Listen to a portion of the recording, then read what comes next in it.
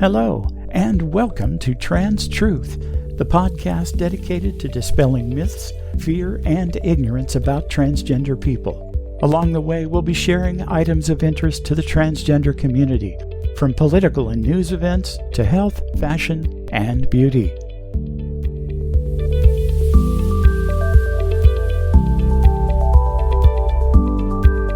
And now, let's have a look at some news items that should be of interest to our listeners.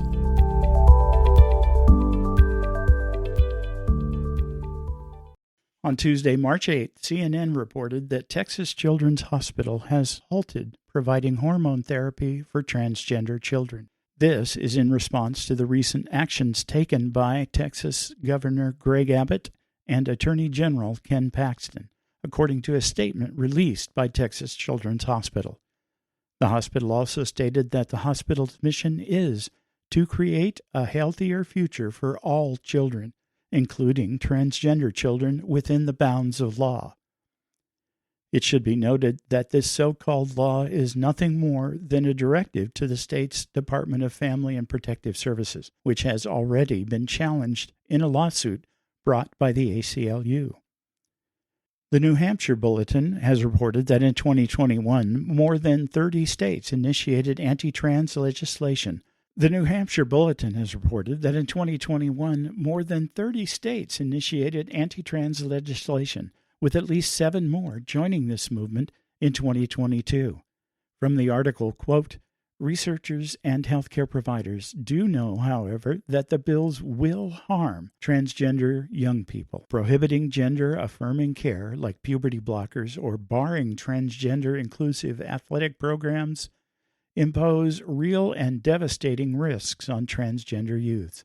Transgender people who do not have access to the kinds of hormone therapies that are being outlawed are 4 times more likely than cisgender people to struggle with depression. They are also 9 times more likely than cisgender individuals to attempt suicide. Put simply, gender-affirming policies and supportive healthcare therapies are life-saving," end quote. Having identified an issue that they believe will catalyze conservative voters in the upcoming midterm elections, Republican strategists are targeting transgender children. While there is virtually no evidence to support the fear-mongering "save the children, please," and ample evidence that the result will actually harm these vulnerable youths, the message appears to be an easy sell to their chronically fearful and ill-informed base. So, hello again, and welcome to Episode 2 of Trans Truth. I am Kelly Nelson. You can call me Aunt Kelly, and I am joined by... I'm Jeri Ann Young. And on today's episode, we are discussing transphobia, which is, according to Merriam-Webster, Transphobia is the fear, hatred, disbelief, or mistrust of people who are transgender, thought to be transgender, or whose gender expression doesn't conform to traditional gender roles. It takes on many forms, including negative attitudes and beliefs, aversion to and prejudice against transgender people, irrational fear and misunderstanding, disbelief or discounting preferred pronouns or gender identity, derogatory language and name-calling, and bullying, abuse, and even violence. I think all that is summed up by something I recently read on transactional.org.uk, talking about transphobia and what it means in practice.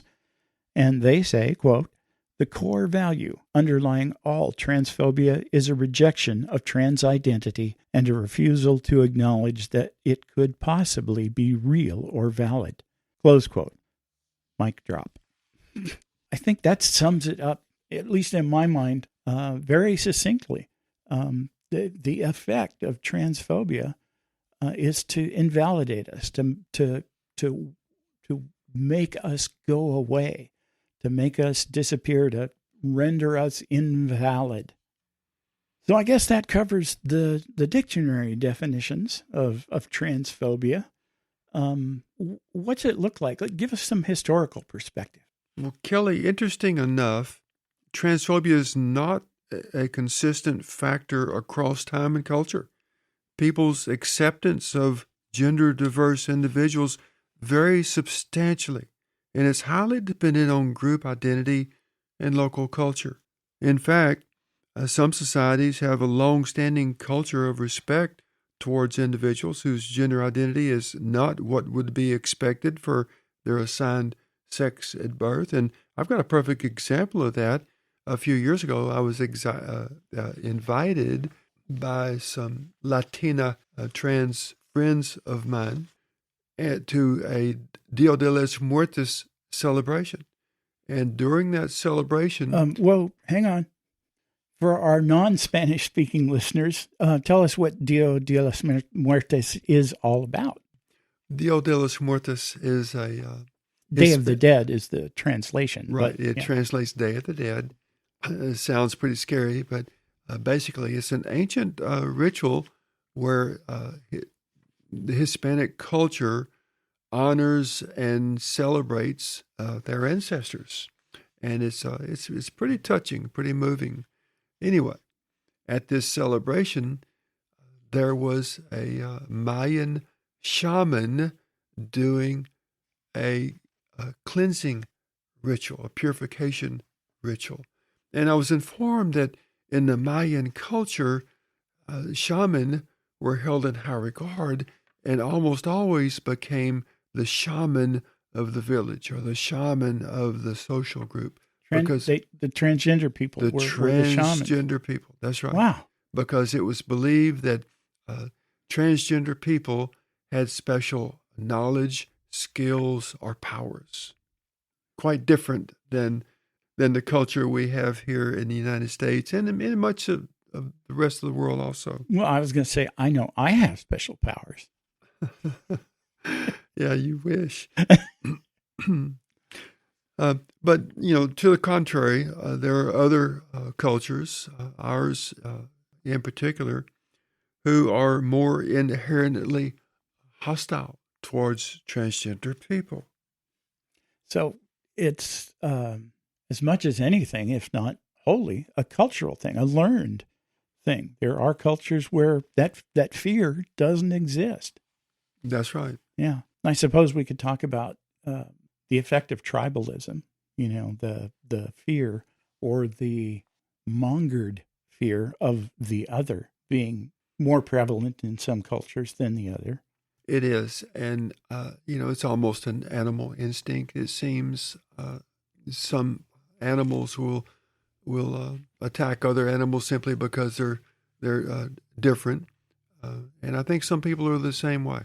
They just fear anyone who is different. Okay, so we've pretty well established that in many cultures, especially, well, not uniquely, but certainly in the U.S., transphobia exists. So where does it come from? It obviously doesn't happen by itself. So what gives rise to the transphobia, the fear of trans people? And I would say that it's hatred. It's a learned hatred. And my definition of hatred is a combination of fear and ignorance. Obviously, we fear things that we don't understand. We're certainly taught to fear many things that we don't really understand. And ignorance is a huge factor. There's a vacuum of information about transgender people in our society. Some people are transphobic because they have misinformation or no information at all about trans identities. They may not be aware of transgender people or trans issues or personally even know anyone who's trans. That's correct, Kelly. And it seems that transphobia is systemic in our culture to a great extent. I think we all know individuals who may not think of themselves as transphobic, maybe even consider themselves an ally, but still exhibit transphobic behaviors and beliefs. Systemic transphobia is just joins some other systemic beliefs in our culture that are harmful, like systemic Let me try that again. Systemic cis-sexism. Well, that's easy for you to say. Yeah. What do we mean by cis-sexism? Well, we know what sexism is, and the prefix cis just means from birth. A cis woman is a woman identified at birth and identifies as a woman, so she would be considered a cis woman. But cis sexism, pertaining to sexism against, say, women identified at birth, is prevalent in our society, as is racism. Racism is another harmful systemic belief.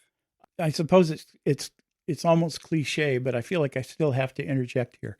150 years ago, everybody just knew that the African American race was inferior to the white race.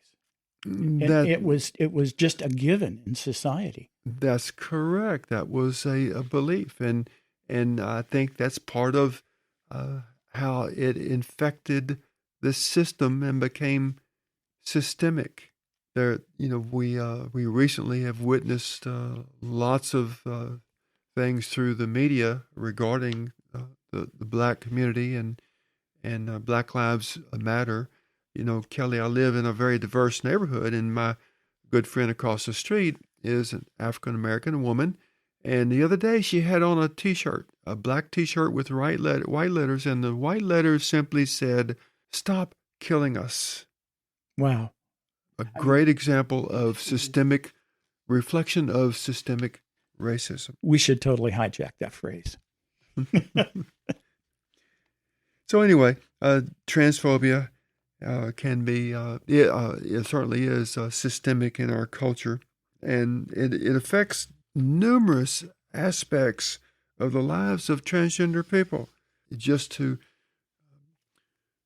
kind of headline a few of them: education, housing, employment, health, well-being, medical care, and relationships. So, but I want to go down that road, but before we do, I want to talk about another. Well, I should say underscore what we've said about the genesis of transphobia. The other real source that we've kind of hinted around is that there are disbeliefs, myths, and outright disinformation. Some believe that being transgender is a, quote, lifestyle choice rather than something we are born with. People may hold transgender beliefs if they were taught them by other people, including parents and families who encourage negative attitudes about trans people and who hold strict beliefs about traditional gender roles. And then there's exploitation in the media. And my best examples are Dr. Phil and Jerry Springer. Oh, Kelly, let me stop you right there and just relate to an experience I had. Occasionally, Dr. Phil would just be on TV and I could take or leave Dr. Phil. But the very last episode I watched and vowed never to watch again was an episode that featured a trans woman and the trans woman's spouse and children. And I witnessed Dr. Phil get all over that trans woman for being selfish. And that's when I vowed never to watch that program again. Here's a mental health professional, supposedly. Right. If I know nothing else about Dr. Phil, and I know quite a bit, that reinforces my opinion. That would make me discredit him completely. Here's a person who was born with a medical condition, transgender all their life, get to the end of the rope, can't stand it anymore, and has to make a choice between ceasing to exist or transitioning.